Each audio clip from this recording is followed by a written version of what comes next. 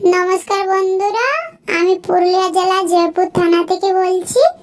কোটশিলা থানার বেলামু গ্রামে নিম গাছ থেকে দুধ বার হচ্ছে, তার জন্য আমরা এখানে চলে এসেছি দেখার জন্য।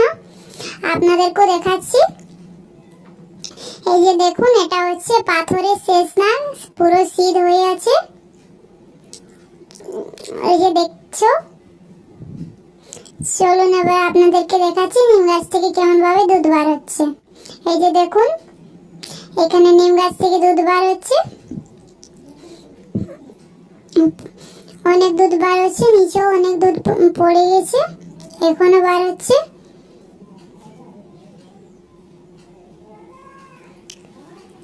এবার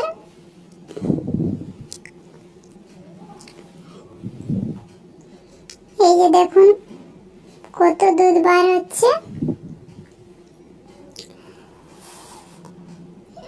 এটা আমাদের নতুন চ্যানেল, দয়া করে লাইক সাবস্ক্রাইব করে দেবেন। পুরো ভিডিওটি দেখার জন্য ধন্যবাদ।